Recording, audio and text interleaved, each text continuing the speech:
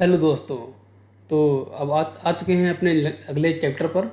तो PHP series का जो नया चैप्टर है उसमें हम अब पढ़ेंगे पीएचपी सिंटैक्स के बारे में। और इसके सिंटैक्स के उसमें कोई सारी पॉइंट्स होते हैं, जैसे पीएचपी हमारा कैसे सेंसिटिव है कि नहीं है, पीएचपी में कमेंट कैसे लगते हैं, और या फिर इसका जो सिंटैक्स होता है उसके बारे में कुछ जानकारी आज इस वीडियो में आपको आपको दी जाएगी। तो चलिए वीडियो को बिना किसी देर से शुरू करते हैं। तो लास्ट जैसा कि आपने वीडियो में देखा होगा, तो हम लोग पीएचपी का जो पहला प्रोग्राम था वो रन कर चुके थे। जस्ट एक सिंपल आपको टेक्स्ट को प्रिंट कराया था, जैसा कि आप हमारे इसमें देख सकते हैं। ओके। तो लास्ट टाइम हमने क्या किया था कि अब हमारा जो प्रिंट कराया था वो सिंटेक्स बहुत सिंपल, एक हमने पीएचपी टैग को ओपन किया था और अपना एक टेक्स्ट इको कराया था। इको का होता है आपके किसी भी वेरिएबल को या फिर किसी भी टेक्स्ट को प्रिंट कराने के लिए। तो पीएचपी में जो इको वर्ड यूज़ करते हैं वो प्रिंट कराने के लिए यूज़ करते हैं, जैसा कि लास्ट वीडियो में आपको बता चुका हूँ। तो अब ये इस सेंटेंस जो वीडियो है इसमें हम फोकस करेंगे अब पीएचपी के सिंटेक्स के जो रूल्स होते हैं उसके बारे में। तो चलिए, जैसा कि आपको पता है कि हम जो पीएचपी को फाइल बनाते हैं तो हम इसमें अपने पीएचपी के कोड के साथ साथ एचटीएमएल हो गया, सीएसएस हो गया, या फिर जेएस का जो कोड होता है उसको भी आसानी से इंक्लूड कर सकते हैं और इसमें कोई भी इशू नहीं होता है। तो हम एक फ़ाइल मैंने बनाई थी first program dot P H P के नाम से, जिसका extension dot P H P है।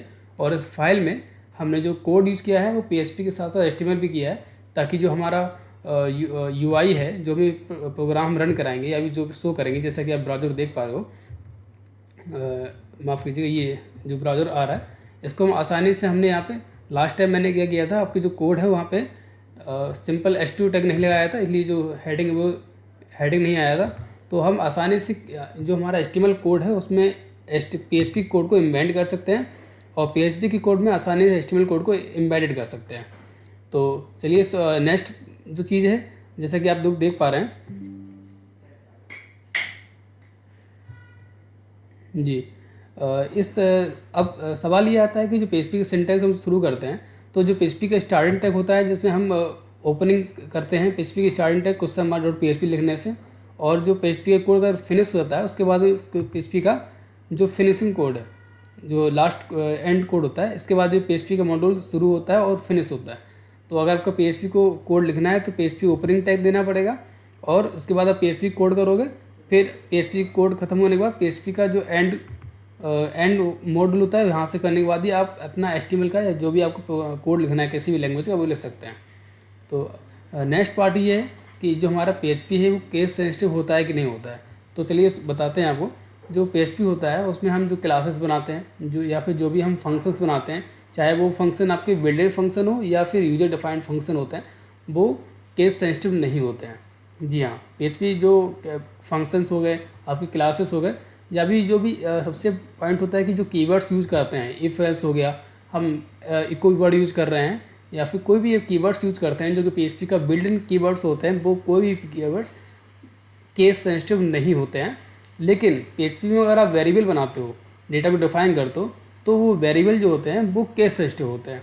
तो इस चीज़ को आप हमेशा रिमेंबर रखिएगा कि हमारे फंक्शंस, कीवर्ड्स या क्लासेस केस सेंसिटिव नहीं होते हैं, और वेरिएबल हमारे जो होते हैं वो केस सेंसिटिव होते हैं। तो ये जो थॉट है वो हमेशा माइंड रखिए, और पूरी सीरीज में आपको ये बहुत काम देगा। चलिए आपको एग्जांपल के साथ देते हैं कि जो कीवर्ड्स हैं या फंक्शंस हैं वो केस सेंसिटिव क्यों नहीं होते हैं। चलिए, जैसे कि अब आप देख पा रहे हैं मैंने जो इको वर्ड यूज़ किया है, इसी को मैं कॉपी कर लेता हूँ, या फिर मैं नेक्स्ट दिखा देता हूँ। जैसे कि आपको बताया था कि अगर आपको दोबारा, जैसे यहाँ पे आप देख पा रहे हो मैंने यहाँ पे एचटीएमएल कोड लिखा हुआ है। अगर आपको फिर से कोई पीएचपी कोड लिखना है तो सीधा आपको पीएचपी का जो मॉड्यूल होता है वो ओपनिंग टैग शुरू करेंगे क्वेश्चन मार्क पीएचपी लिखने से, उसके बाद फिनिश करेंगे क्वेश्चन मार्क क्लोजिंग मॉड्यूल से। अब यहाँ देख पा रहे हैं, जैसे कि मैं इसको हाईलाइट कर देता हूँ,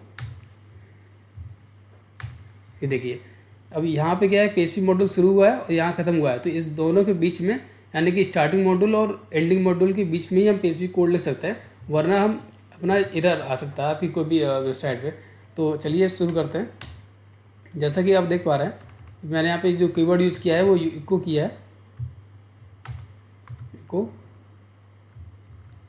सपोज मैंने लिख दिया हेलो कटोरा टेक, ओके, एक वर्ड मैंने लिखा है।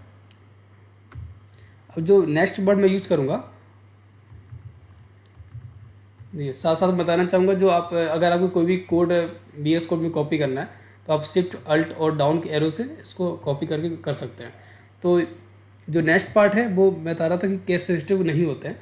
तो जो यहाँ पे की इको वर्ड में लिखा है, इसका मैं ई कैपिटल कर देता हूँ, और जो लास्ट वाला इको है इसका मैं पूरा जो वर्ड है वो कैपिटल कर देता हूँ। ओके, आप देख पा रहे हैं जो तीनों जो इको वर्ड जो प्रिंट कराने के लिए मैंने लिखे हुए हैं वो तीनों अलग अलग हैं। फर्स्ट वाले में सारे जो लेटर हैं वो लोअर केस में है, थर्ड वाले में सारे लेटर अपर केस में हैं, और जो मिडिल जो इको कराया गया है इसमें जो फर्स्ट लेटर ही कैपिटल है, बाकी लोअर केस है। चलिए देखते हैं कि इसमें क्या हमको रिजल्ट प्राप्त होता है। हमने फाइल को सेव करते हैं और सीधा पहुँचते हैं अपने ब्राउज़र पे, इसको रिफ्रेश करते हैं। ओके, एक काम और है, मैं इसको कर देता हूँ, ब्रेक लगा देता हूँ ताकि आपको आसानी से पूरा क्लियर दिख जाए। BR टैग होता है ब्रेक करने के लिए।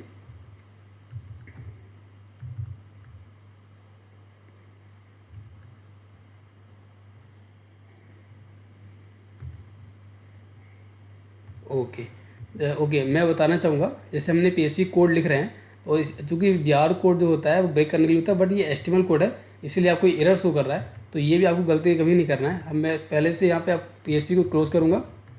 ओके, अब मैं आसानी से यहाँ पे अपना BR टैग जो हमारा HTML कोड है वो लिख सकता हूँ, क्योंकि PHP हमेशा PHP मॉड्यूल के अंदर लिखते हैं।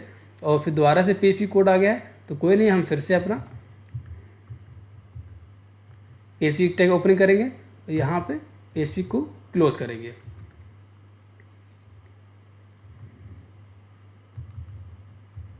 ओके, यहाँ पे मैंने क्या किया है, आप देखिए PHP मॉड्यूल को ओपन किया है, PHP कोड लिखा है, फिर PHP क्लोज कर दिया है। ऑल के काफ़ी क्लियरिटी कर देता हूँ आपके लिए। ये देखिए यहाँ जो है PHP क्लोज हुआ है और उसके बाद ही HTML कोड लिखा गया है।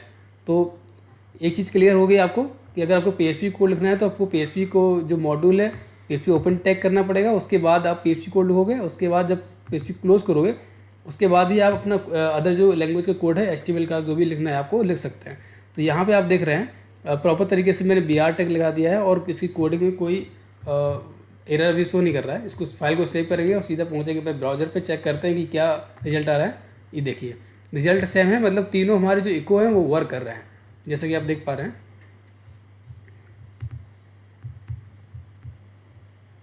ओके, मैं इसको थोड़ा सा जूम करने वाला था। ओके, आप देख पा रहे हैं तीनों रिजल्ट प्राप्त हुए हैं। तीनों का मतलब है कि हमारे जो तीनों वेरिएबल थे हमारे इको के वो वर्क कर रहे हैं। सॉरी, मैं वेरिएबल बोल रहा हूँ। तीनों जो आपके कीवर्ड्स हैं जिससे हम टेक्स्ट को प्रिंट करते हैं वो वर्क कर रहे हैं। मतलब क्लियर हो चुका है कि हमारे जो PHP में जो कीवर्ड्स होते हैं वो केस सेंसिटिव नहीं होते हैं। ओके, तो ये आप समझ गए।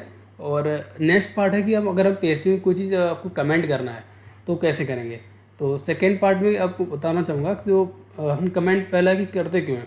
हम कोड में कोई भी चीज़ हम अपने आप को पॉइंट करने के लिए या कोई पर्टिकुलर नोट डालने के लिए या किसी पार्ट ऑफ कोड को हमें रन नहीं कराना है तो उसके लिए हम इसमें कमेंट करते हैं। और कमेंट करने के बाद जो पर्टिकुलर पार्ट ऑफ जो कोड होता है या लाइंस होती हैं वो रन नहीं होती हैं। इसलिए अगर हमको कोई कई सारे फंक्शन मैंने लिखे हुए हैं और मुझे इस पर कोई नोट डालना है इसमें कि ये फंक्शन करता क्या है, तो मैं उसमें नोट डाल सकता हूँ अपने कमेंट के माध्यम से। प्लस पर्टिकुलर कोई लाइन ऑफ कोड मुझे एग्जीक्यूट नहीं कराना है उसके लिए भी हम अपना कमेंट डाल सकते हैं। तो नेक्स्ट देखते हैं कि कमेंट के बारे में। ओके जी, तो बेसिकली क्या होता है कि कमेंट हमारे दो टाइप के होते हैं। तो यहाँ मैं लिख देता हूँ, बता रहा हूँ कि सिंगल, अगर आपको एक सिंगल लाइन कमेंट करना है तो सिंगल लाइन कमेंट अलग होता है, और आपको मल्टीपल लाइन अगर कोड को अगर आपको कमेंट करना है तो वो अलग होते हैं। तो दोनों के लिए अलग अलग प्रोसेस होता है। तो सिंपली क्या करना है कि जो आपका फॉरवर्ड स्लैश होता है उसको आप डबल प्रेस करोगे, उसके बाद जो भी आप यहाँ पर लिखोगे वो रन नहीं होगा। जैसा कि अब देख पा रहे हैं मैंने यहाँ पे लिखा है डबल फॉरवर्ड स्लैश लगाया हुआ। इसका मतलब यहाँ पे अब ये कमेंट शुरू हो गया है। अब PHP जब एग्जीक्यूट होगा तो इसको रन नहीं करेगा। इसको मैं सेव करता हूँ, रिफ्रेश करता हूँ, आप देख रहे हैं। ओके, मैं दिखाना चाहूँगा। ओके, अब से गलती क्या हो रही है, जैसे कि आप बोलेंगे सर यहाँ पे शो कर रहा है ये तो आप देखिए, आप नोटिस करेंगे तो जो PHP का जो कोड है वो यहाँ पे क्लोज हो चुका है। बिल्कुल सही है, यहाँ क्लोज हो चुका है। अब ये जो क्लोज होने के बाद जो कोड है ये आ जाएगा आपका HTML मॉड्यूल में। तो जो चीज़ अगर HTML मॉड्यूल में आ चुकी है तो आसानी से रन कर जाएगी, इसीलिए यहाँ पे जो कमेंट शो कर गया है। अभी हम क्या गलती कर रहे थे, इसको सुधार करते हुए जो हमारा PHP क्लोजिंग टैग है इसको यहाँ से कट करके और कमेंट के बाद पेस्ट करेंगे। अब आप देखेंगे जो ये वाला कमेंट है, जो टेक्स्ट था वो कमेंटेड शो भी कर रहा है, जैसे कि आप देख पा रहे हैं। तो यही गलती हम लोग कर रहे थे कि बहुत इसमें कई बार कन्फ्यूजन हो जाती है कि आप लोग जब मल्टीपल लैंग्वेज को मर्ज करते हैं तो आपको ये इशू दिखना है कि जैसे कि मैंने भी आपको किया था यहाँ पे। अब आप जब रिफ्रेश करोगे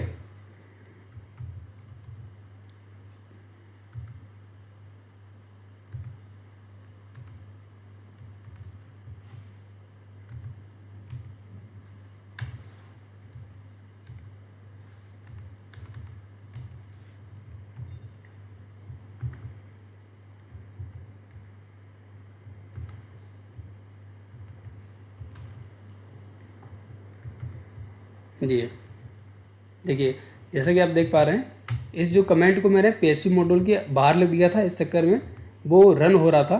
और चूँकि अगर वो PHP जो एंड टैग है कि अगर बाहर लिखा गया है तो वो चूँकि चला जाएगा HTML मॉड्यूल में और उसको वो एज ए टैग समझ के रन कर देगा। अब आप यहाँ देख पा रहे हैं जो हेलो वर्ड है वो PHP टैग के अंदर है, इसका मतलब PHP लैंग्वेज के लिए है। तो PHP क्या देखेगा कि डबल फॉरवर्ड स्लैश लगा हुआ है, मतलब ये कमेंट है, तो इसको रन नहीं करेगा और आपकी फाइल पे बाजू में शो नहीं होगा। जैसा कि आप देख पा रहे हैं, मैंने इसको रिफ्रेश किया है तो यहाँ से जो कमेंट है वो हट गया है, अब शो नहीं हो रहा है। तो एक चीज़ क्लियर हो गया है कि जो सिंगल लाइन कमेंट है वो डबल फॉरवर्ड स्लैश लिखा जाता है।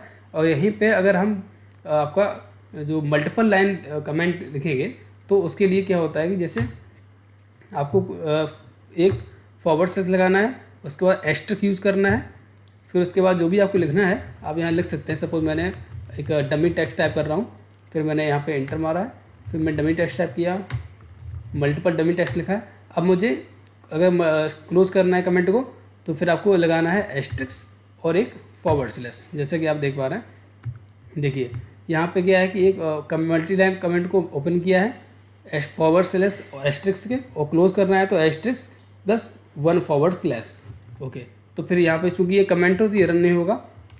फाइल को सेव किया है, रिफ्रेश करता हूँ, बिल्कुल कोई टेक्स्ट नहीं आ रहा है। इसका मतलब हम आसानी से इसको सिंगल लाइन कमेंट या मल्टीपल लाइन कमेंट दोनों PHP में लिख सकते हैं। बट एक चीज़ रिमेंबर रखिएगा, इसको आपको PHP के अंदर लिखना है। अगर आप PHP मॉड्यूल एंड टैग के बाहर लिखते हैं तो ये चला जाएगा HTML टैग में, HTML मॉड्यूल में चला जाएगा और वो एज ए टैग समझ के उसको रन कर देगा।